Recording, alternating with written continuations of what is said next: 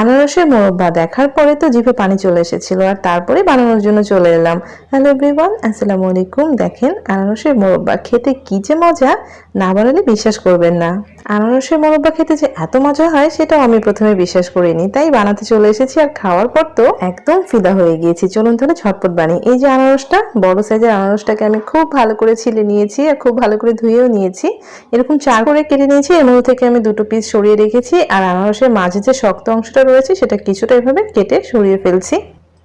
তারপর আনারসের যে চোখগুলো রয়েছে এগুলো আমি কেটে তুলে ফেলছি। তো আনারসের চোখগুলো তুলে ফেলার জন্য যে আনারসের এক ধরনের কাটার পাওয়া যায় বা চিমটার মতো কাটার পাওয়া যায়, আপনারা চাইলে সেটা দিয়ে আনারসের চোখগুলো তুলে ফেলতে পারেন। তারপর আপনারা চাইলে বটি দিয়েও সুন্দরভাবে আনারসের এই চোখগুলোকে তুলে ফেলতে পারেন। এটা কিন্তু তুলে ফেলতে হবে, এটা কিন্তু আনারসের মধ্যে রাখা যাবে না, তাই আমি একটা ছোট নাইফ দিয়ে এভাবে একটু খুঁচিয়ে খুঁচিয়ে তুলে নিচ্ছি। আপনারা চাইলে আমার মতো এভাবে নাইফ দিয়ে খুঁচিয়ে খুঁচিয়ে তুলে নিতে পারেন।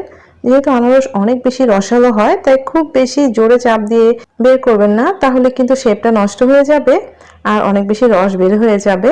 তো দেখেন আমি কিভাবে করে নিচ্ছি, আপনারা চাইলে এভাবে করে নিতে পারেন, আবার আপনাদের সুবিধা মতো আপনারা করে নিতে পারেন। দেখেন আমি কিন্তু খুব সুন্দর করে নাইফ দিয়ে এরকম গোল গোল করে কেটে নিচ্ছি, এতে করে খুব সুন্দর একটা ডিজাইনও হয়ে গিয়েছে। আর অবশ্যই চতুর্দিক থেকে কিন্তু এই কালো কালো অংশগুলোকে তুলে ফেলতে হবে, এটা কিন্তু খুব বেশি থাকা যাবে না, মানে না থাকলে সব থেকে বেশি ভালো হয়। তো আপনাদের সুবিধার জন্য আমি এটা দেখিয়ে দিলাম। তারপর দেখেন আমি এখন এই আনারসটাকে মাঝে দিয়ে একটু কেটে নিব। যেহেতু আনারসটা অনেক বেশি বড়, তাই আমি মাছ দিয়ে কেটে নিয়েছি। আপনারা চাইলে একদম বড় বড় পিসও করতে পারেন। আমি প্রথমে এটা এভাবে কেটে নিয়েছি, একটু মোটা মোটা করে কেটে নিব, খুব বেশি পাতলা করব না, একটু মোটা মোটা করে এভাবে স্লাইস করে নিয়েছি। দেখেন স্লাইসগুলো ঠিক এরকম হয়েছে। আমি আরো কিছুটা বড় করব, এটা যেহেতু আমার একটু কাটতে এলোমেলো হয়ে গিয়েছে, তাই আমি পরে এরকম বড় সাইজ করে কেটে নিয়েছি। আর এই চোখগুলো কিছু কিছু বাকি রয়েছে, সেগুলোকে আমি সুন্দরভাবে তুলে নিয়েছি। তবে খুব সাবধানে তুলতে হবে যাতে আনারসটা ভেঙে না যায়। তো আমি এভাবে সবগুলো কেটে নিয়েছি। দেখেন এগুলো কিন্তু আমি একটু বেশ বড় বড় করে কেটে নিয়েছি। আর অবশ্যই একটু মোটা করে নেবেন, একদম পাতলা করে ফেলবেন না। আর আনারসটা কিন্তু আমার একটু টক আর একটু মিষ্টি রয়েছে, তো আনারসটা আপনি অবশ্যই খেয়ে দেখবেন যে আনারসের টক মিষ্টিটা কেমন রয়েছে, আর সেটার উপর ডিপেন্ড করে পরবর্তী কাজটা করতে হবে। তো দেখেন এভাবে আমি সবগুলো স্লাইস কেটে নিচ্ছি। স্লাইসগুলো দেখেন কত সুন্দর হয়েছে। তো আমি সবগুলো একটা বলে তুলে নিয়ে তারপর কিছুটা পানি দিয়ে আনারসগুলোকে এখন আমি ধুয়ে নিব। যেহেতু আনারসের কালো কালো চোখগুলোকে তুলে নিয়েছি, এর কারণে দেখবেন যে এর মধ্যে কিছু কিছু কালো অংশ লেগে থাকবে, সেগুলো ধুয়ে ফেলে খুব সুন্দরভাবে চলে যাবে। তাই আমি এভাবে অল্প অল্প করে পানির মধ্যে সুন্দর করে ধুয়ে নিচ্ছি, আর ধুয়ে একটা প্লেটের মধ্যে তুলে রাখছি। দেখেন কিছুটা কালো ময়লা কিন্তু বেরিয়ে গিয়েছে, আর সবগুলো আমি এভাবে প্লেটে তুলে নিয়েছি। এরপর চুলায় একটা কড়াই বসিয়ে দিয়েছি, তার মধ্যে আমি 1 কাপের একটু বেশি চিনি দিচ্ছি। তো আপনারা টকটা বুঝে চিনি দিবেন, তবে 1 কাপ চিনি দিলেই যথেষ্ট। তারপর এর মধ্যে আমি দুটো ছোট সাইজের দারচিনি আর দুটো স্বাদ এলাচ দিয়েছি। তারপর এখানে আমি আধা কাপ পরিমাণে পানি দিচ্ছি, মানে 1 কাপ চিনির বিপরীতে আপনি আধা কাপ পরিমাণে পানি অ্যাড করবেন। তারপর চুলাটা জ্বালিয়ে দিয়ে এখন চিনিটাকে গলে যাওয়া পর্যন্ত জাল করে নিচ্ছি। এর মাঝে আমি এর মধ্যে আধা চা চামচের মতো লবণ দিয়ে দিলাম। তো লবণটা আপনার স্বাদ মতো দিয়ে নেবেন। এখন আমি চিনিটাকে ভালো করে গলিয়ে নিচ্ছি, আর চিনিটা গলে যাওয়া পর্যন্তই কিন্তু জাল করতে হবে। এভাবে একটু চেক করে দেখবেন চিনিটা গলে গিয়েছে কিনা। আমার চিনিটা কিন্তু গলে গিয়েছে, আর শিরাটা দেখেন কেমন হয়েছে। চিনিটা যখন গলে যাবে আর শিরাটা এরকম একটু ফেনা হওয়া শুরু করবে, সেই পর্যায়ে আমি এর মধ্যে অ্যাড করে দিচ্ছি কেটে রাখা আনারসের টুকরোগুলো।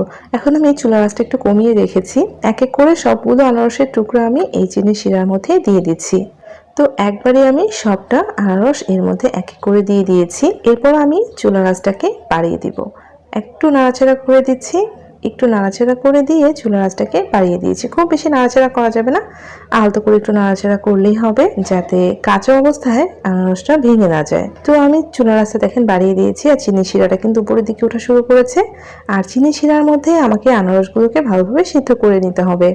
আর ততক্ষণ পর্যন্ত সিদ্ধ করব যতক্ষণ না আনারসের রস বেরিয়ে আবার শিরাটা একদম শুকিয়ে না যাচ্ছে, ততক্ষণ পর্যন্ত কিন্তু রান্না করতে হবে। চুলার আঁচটা বাড়িয়ে রেখেছি, মানে মিডিয়াম টু হাইতে রেখে কাজটা করতে হবে। দেখেন কিছুক্ষণ জাল করার পরে আনারসে পানি ছেড়ে দিয়েছিল, তারপর দেখেন আনারসের পানিটা টেনে নিয়েছে আর চিনি শিরাটা একদম শুকিয়ে যাচ্ছে। আর এভাবে কিন্তু জাল করতে হবে। এই পর্যায়ে আপনারা 1 চা চামচ ভিনেগার দিতে পারেন যদি আপনারা অনেকদিন পর্যন্ত সংরক্ষণ করতে চান। আর এভাবে জাল করতে করতে দেখবেন যে চিনির শিরার মধ্যে আনারসগুলো খুব ভালোভাবে সিদ্ধ হয়েছে, আনারসের কালারটা অনেকটা চেঞ্জ হয়ে গিয়েছে। এখন আমি খুবই আলতো করে নেড়ে দিচ্ছি, এগুলো কিন্তু ভেঙে যাবে না। চিনির শিরায় যখন আপনি আনারসগুলোকে সিদ্ধ করে নেবেন দেখবেন যে আনারসটা বেশ শক্ত হয়ে গিয়েছে আর ভেঙে যাচ্ছে না। দেখেন শিরাটা কিন্তু একদম টেনে নিয়েছে, একদম শুকনো শুকনো হয়েছে। আর এরকম শুকনো শুকনো হলে নামিয়ে ভালো করে ঠান্ডা করে নিতে হবে। তো আমি এভাবে এখন ঠান্ডা করে নিচ্ছি। আর ঠান্ডা হওয়ার পরে আমি আপনাদেরকে নামিয়ে দেখাচ্ছি। দেখেন শুকিয়ে গিয়েছিল না, এখন কিন্তু আনারস থেকে বেশ অনেকটা রস বেরিয়ে গিয়েছে, মানে চিনির শিরাটা ছেড়ে দিয়েছে। আমি কিন্তু খুব সুন্দরভাবে নামিয়ে নিয়েছি। আপনারা চাইলে এটা কাচের বয়ামে রেখেও অনেকদিন পর্যন্ত সংরক্ষণ করতে পারেন, তবে অবশ্যই ফ্রিজে রেখে দিতে হবে। উপরে কিছুটা চিলি ফ্লেক্স ছড়িয়ে দিচ্ছি। আনারসের মোরব্বা যদি কখনোই না খেয়ে থাকেন একবার এভাবে বানিয়ে খেয়ে দেখবেন, আশা করছি এর স্বাদ আপনাদের মুখে লেগে থাকবে। রেসিপি ভালো লাগলে প্লিজ একটা লাইক দিয়ে চ্যানেলটা সাবস্ক্রাইব করে সাথেই থাকবেন। সবাই ভালো থাকবেন, আল্লাহ হাফেজ।